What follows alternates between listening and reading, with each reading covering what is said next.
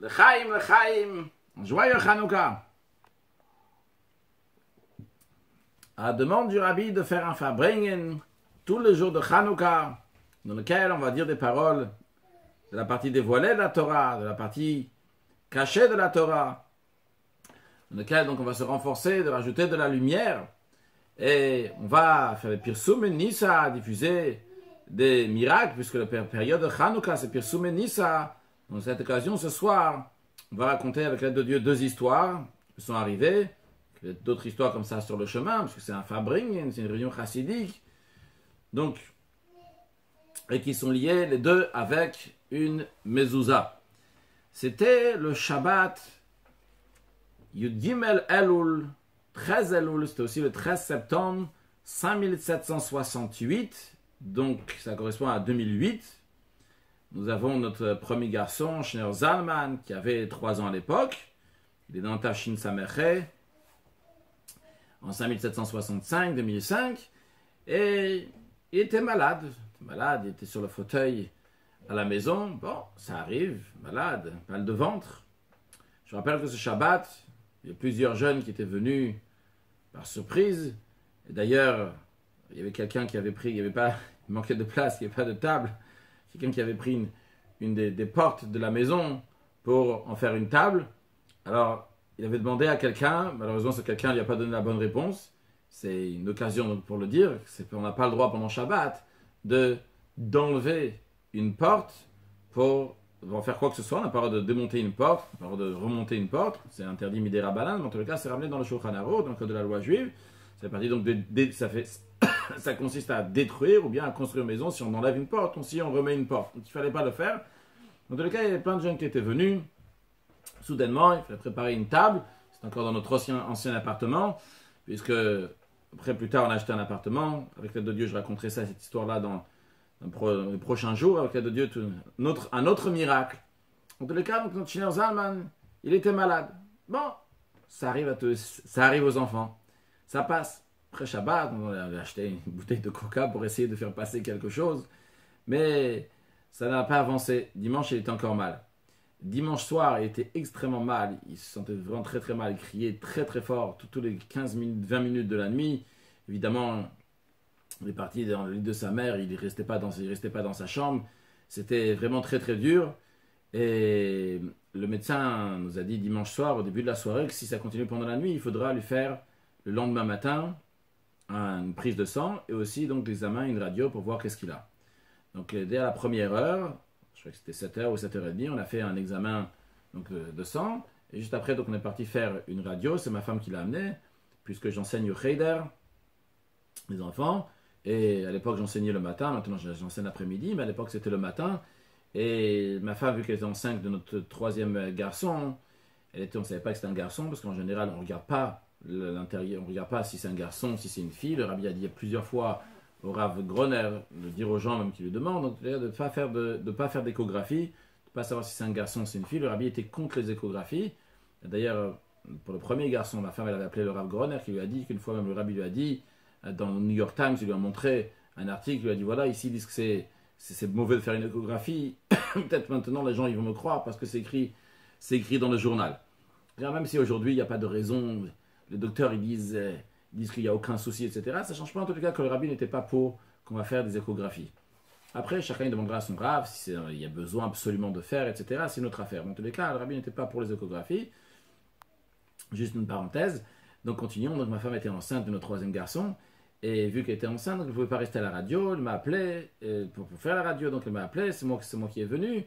Et grâce à Dieu, comme je ne comprends pas grand-chose en médecine, je ne sais pas s'il veut dire grâce à Dieu ou pas, mais en tous les cas, le cas c'était grâce à Dieu pour ça. Donc, m'a dit sur la radio que tout est bouché. Après, plus tard, on m'a expliqué que si tout est bouché, ça aurait pu être très très grave.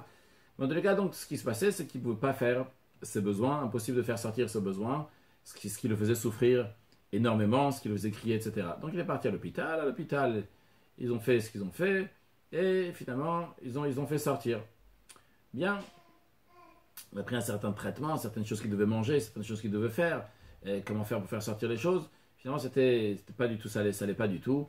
Le mercredi, encore une fois, à nouveau, il est reparti Le mardi, il est reparti à nouveau à l'hôpital, ils ont encore fait quelque chose, cette fois-ci, ils l'ont envoyé, tout va bien. Les choses n'ont pas avancé, c'était mercredi soir, et je rappelle, c'était donc Chai Elul, c'était le 18 Elul, je crois, de Fabrim, de Chai Elul était dit mercredi soir, je ne me trompe pas. Il y avait beaucoup de monde, et la fin, ça n'était pas là, donc c'est moi qui devais faire le Fabrim aussi. Donc j'étais là sur le Fabring. Baruch Hashem, je remercie le docteur Awizra qui a pris à cœur donc, la situation depuis le début. C'est lui qui nous avait dit d'aller à l'Archer, à l'hôpital. Mais pas de voiture ni de permis à l'époque. Donc on avait pris un taxi pour cela. Et donc lui, il avait mercredi soir pendant le Fabring, il l'a amené. Et là, en tout cas, ça a commencé à devenir plus sérieux. Ils ont dit qu'ils vont le garder à l'hôpital. Sans rentrer dans les détails, évidemment, ils ont fait, ils ont gardé un moment à l'hôpital. Ils ont vu qu'il n'y avait pas d'avancement. Ils l'ont envoyé à la maison et il avait un traitement à prendre. Et encore d'autres choses, ils n'ont pas donné tous les détails, mais en tous les cas, il devait prendre du Forlax, manger certaines choses, et faire ses besoins d'une certaine manière, etc. C'était assez compliqué. En plus de ça, on n'avait pas de voiture, donc à chaque fois pour aller le voir, et il fallait. Donc, on a dit, il est déjà revenu à la maison. Après, il est reparti pour un bon moment à l'hôpital pour voir ce qui se passe. Ils ont fait une biopsie, mais il n'y a rien. Ils n'ont pas trouvé ce qu'il y avait. Et comme ça, on devait faire des allers-retours. Sans voiture, avec le bus, etc. Vous pouvez vous imaginer que, bien sûr, j'ai écrit au Rabbi, à mes souvenirs, quand j'ai mis dans la Igrot Kodesh, donc dans les lettres du Rabbi, pour voir s'il y a une réponse ou quelque chose, à mes souvenirs, je ne me rappelle pas qu'il y avait écrit quelque chose, peut-être qu'il y avait écrit le mot kapara, c'est un pardon, donc évidemment, j'ai fait une grande chouva, et je suis sûr que c'était pas de la faute de ma femme, c'est quelque chose à moi que je dois arranger, donc on a donné de la tzaka, tfila, Torah, toutes les choses qu'un juif doit faire de manière générale, qui doit se renforcer lorsqu'il y a quelque chose qui arrive. Le Rambam me dit lorsqu'il y a quelque chose qui arrive. Il ne faut pas dire micro-nicre que c'est par hasard. Il faut savoir que c'est Dieu qui a envoyé, donc il faut faire quelque chose. Donc on a fait, en tous les cas, ce que je pense à l'époque être mon maximum. On peut toujours faire plus. Mais donc, j'ai fait ce que je pouvais. On a passé Rosh Hashanah. Je ne sais pas si j'avais écrit une deuxième lettre au Rabbi la veille de Rosh Hashanah ou après Rosh Hashanah. En tous les cas, en sautant donc, les détails, juste après, quand j'ai écrit au Rabbi, dans la lettre, il y avait écrit aussi de vérifier les mezuzot. Bon, sincèrement, je n'ai pas prêté très attention à vérifier les mezuzot. Déjà, très souvent dans les lettres du Rabbi, il y a écrit qu'il faut vérifier les mezuzot. Donc, c'est quelque chose d'ordinaire. Deuxièmement, quand nous avons acheté les mezuzot pour notre maison, nous avons acheté des mezuzot qui coûtent très très cher, dans les $200 et quelques. Les autres qui sont de grande taille, de 15 cm, de 20 cm, avec une écriture de Al-Murazakan qui est très très belle, qui est très très claire, qui sont cachers, et que normalement ils doivent rester cachers. Pendant longtemps, c'est de la très bonne qualité. Et d'ailleurs, c'est un conseil aussi pour chacun. On investit dans toutes les choses. Quelqu'un va acheter une maison, une voiture, une table, des chaises, un portable. On investit, on va acheter le meilleur. Le meilleur, c'est la mezouza. La mezouza, c'est les choses essentielles, c'est les principes spirituels. C'est des choses essentielles. C'est dans ça qu'il faut investir le maximum d'argent, que Dieu donne à chacun de l'argent pour investir dans toutes les bonnes choses avec grande largesse. Ça, les mezuzot, les tefillin, il ne faut pas chercher à acheter les moins chers. Il faut acheter les meilleurs. C'est une évidence. C'est sûr et certain. C'est ce qui amène après tout le matériel. Donc, en tout cas, il faut investir dans une mezouza. Donc, vraiment, il n'y a pas vraiment de raison pour vérifier les mezuzot. Et en plus de tout ça, 3 mois avant ou 2 mois avant, j'avais fait vérifier tous les mezuzot qu'il y avait chez nous à la maison. Je les avais envoyés à un chaliar, un émissaire du Rabbi, je ne vais pas dire son nom maintenant, vous allez comprendre pourquoi dans un instant, donc qui était dans une autre ville, et qui les a donnés, lui, il avait là-bas, il donnait un sofer donc pour vérifier. Et c'est seulement après, d'ailleurs, bon, on ne va pas avancer la suite, mais, donc je n'ai pas pensé à vérifier les mezuzot. En tout cas, je ne l'ai pas fait, c'est sûr, je ne l'ai pas fait tout de suite. Je ne sais pas si ça a mis 1 jour, 2 jours, 3 jours pour que je le fasse, mais c'était un lundi, le 8 Tishri. Si mes souvenirs sont bons, je n'ai pas regardé sur le calendrier. Mais donc c'était un lundi 8 Tishri, je vous rappelle, je venais du collège Roland Garros à l'époque, donc il y avait la possibilité d'aller au collège Roland Garros et voir des enfants juifs à midi, jusqu'à qu'après il m'a dit que le programme, la chose a changé, c'est différent, etc. Mais en tous les cas, donc on allait là-bas tous les lundis. Quand je suis revenu, j'ai dit faire quelque chose, changer les mezuzot. Ah, je regardais la mezuzot donc à l'entrée, je me suis dit peut-être la place elle n'est pas exactement bonne. Peut-être qu'il faut un peu avancer, c'était pas grand-chose. Et après, juste après avoir touché celle de l'entrée, l'avoir un peu avancé, changé de place, parce qu'en vérité, halakhiquement, ça n'a pas changé quelque chose, j'ai pensé à regarder les mezuzot, est-ce qu'ils sont à l'endroit ou à l'envers, quelque chose s'est monté dans la tête. Il y a des mezuzot qui ont un cache qui est transparent, Donc on peut voir à travers le cache transparent, est-ce qu'à l'intérieur, la mezouza elle a un endroit à l'envers.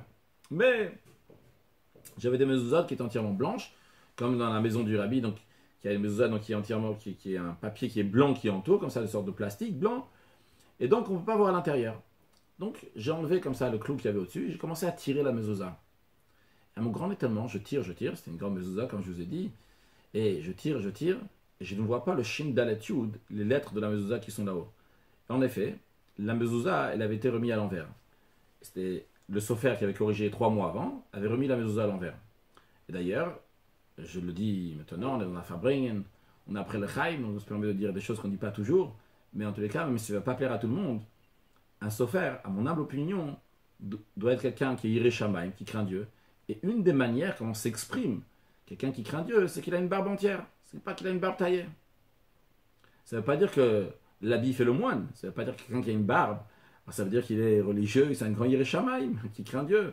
Mais en tous les cas, quand quelqu'un il craint Dieu, alors à ce moment il ne cherche pas à être beau gosse, il cherche à être comme Hachem il veut. Et c'est sûr que d'après l'Halacha et surtout d'après la Kabbalah, c'est sûr que c'est mieux, même si d'après certains c'est une obligation, d'après le Tzemar Tzedek, c'est pas quelque chose en plus en ça, c'est qu'il faut avoir, il ne faut pas toucher la barbe. Et malheureusement, ce chaliach là est donné à un sofer qui touchait sa barbe. En tout cas, pour moi personnellement, c'est fini.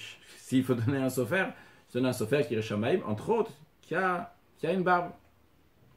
Donc, ça ne change pas si c'est séfarade ou pas. En effet, c'est un séfarade qui se taillait la barbe.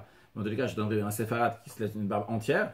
Mais en tous les cas, je fais attention à ça. Encore une fois, comme on est dans un Farbringen, mais ça ne plaît pas à tout le monde. Alors des fois, comme on dit le Chaim dans un Farbringen, alors on peut dire que c'est l'alcool qui a parlé, c'est pas la personne elle-même qui a parlé. On est un Farbringen, on n'est pas, c'est pas formel ce soir, aujourd'hui. Donc, en tous les cas, la mezouza, elle était à l'envers. Ça faisait presque déjà 3 semaines que notre fils souffrait. Déjà, la ville qui était au courant de cela. Et donc, dès que j'ai entendu ça, dès que j'ai vu ça, au Hachem, j'étais vraiment, vraiment, vraiment content.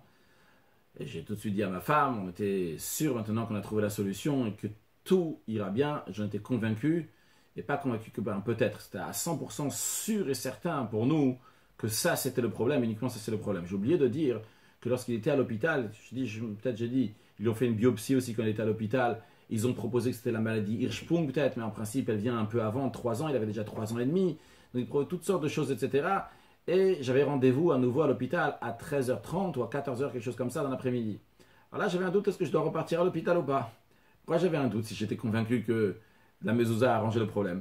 Parce que vrai, j'étais sûr que la mezouza a arrangé le problème, il n'y aura aucun souci dorénavant.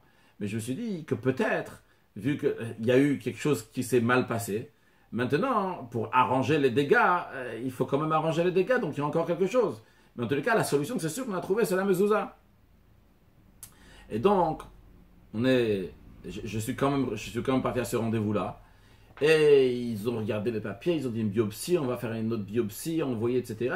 Et à la sortie, ils m'ont dit, donc, pour l'instant, donc, on ne voit rien du tout d'après ce qu'on a vu jusqu'à présent.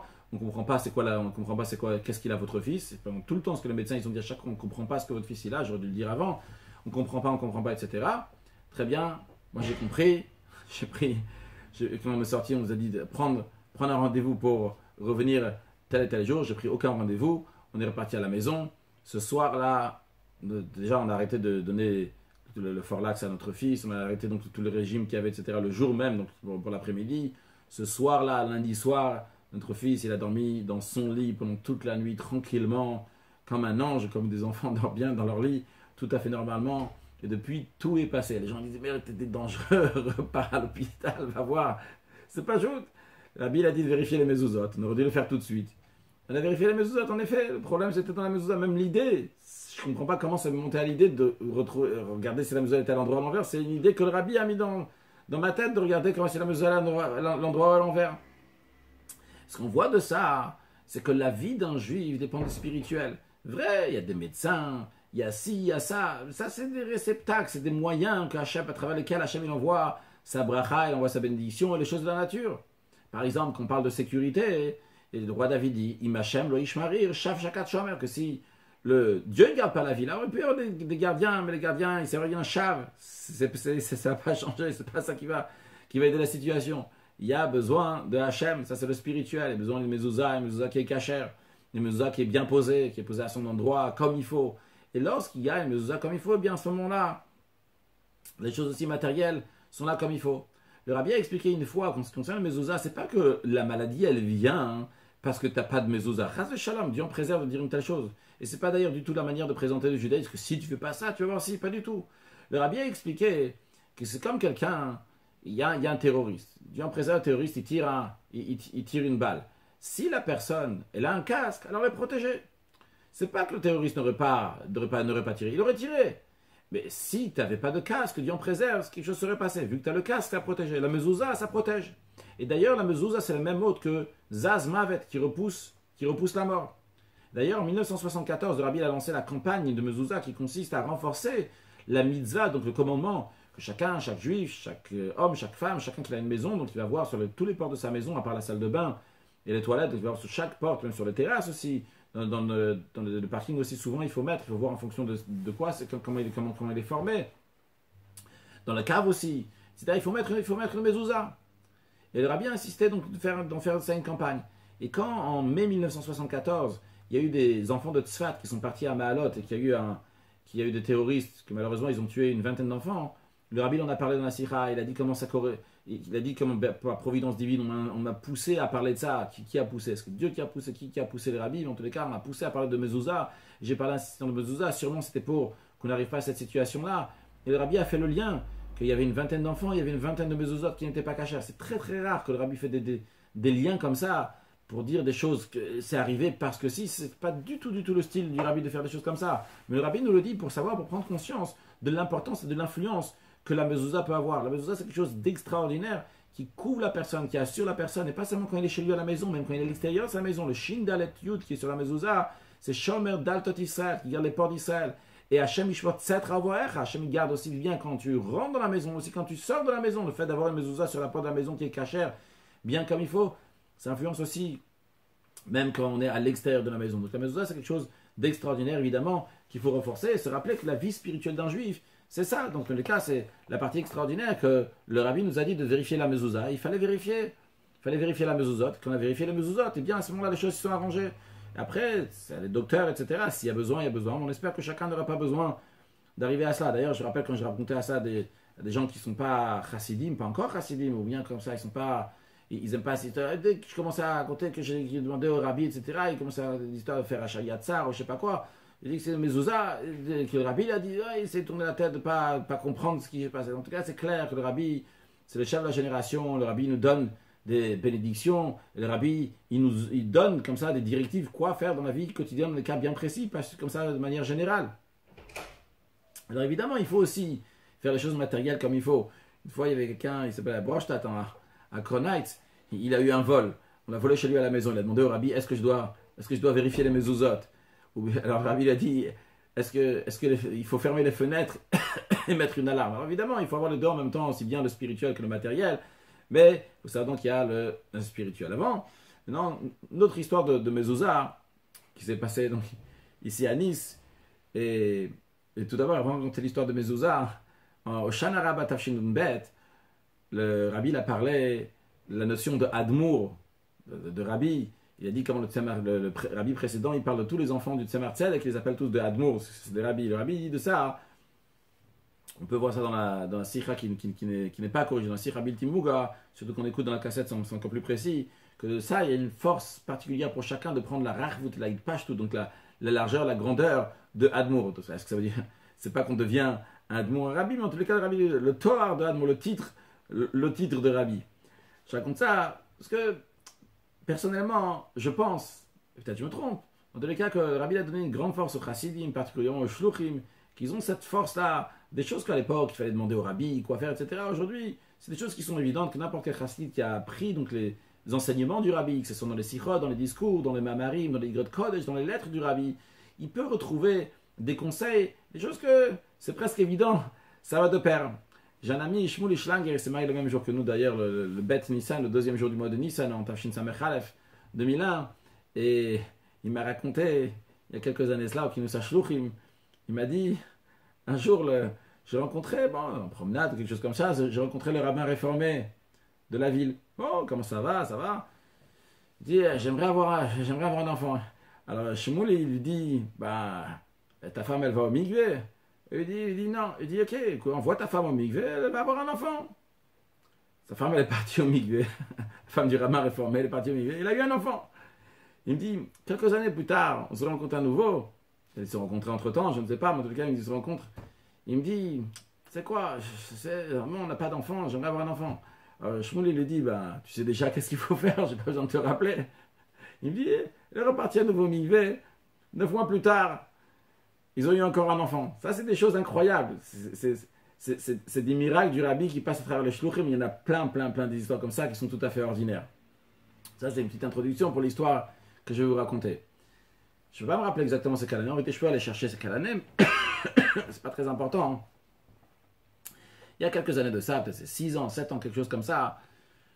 Il y avait un juif qui venait à la choule. Je ne connaissais pas tellement, mais un jour je lui ai téléphoné. Après la choule, je lui ai téléphoné. Je lui ai demandé s'il veut participer financièrement. Je n'ai pas dit le mot financièrement. J'ai dit est-ce qu'il peut participer aux activités des jeunes. Ce que je voulais lui demander, c'est qu'il participe financièrement. Bon, je n'ai pas eu de réponse tout de suite. Et le lendemain, 2 jours après, je le rencontre dans la rue, sur rue Victor Hugo. Et je lui demande, alors j'ai dit, est-ce que vous avez reçu mon message? Je dis bonjour. Il me dit, j'ai reçu votre message, Menachem, mais je suis plus jeune maintenant. Je peux pas aider aux activités des jeunes. Mais si vous voulez, je peux vous aider financièrement. Je dis, c'est ce qu'on avait besoin, que vous aidez financièrement. Très bien. Avant de raconter la suite de l'histoire, quelques semaines avant, j'étais parti à Paris pour un jour. Et je ne sais pas pourquoi d'ailleurs.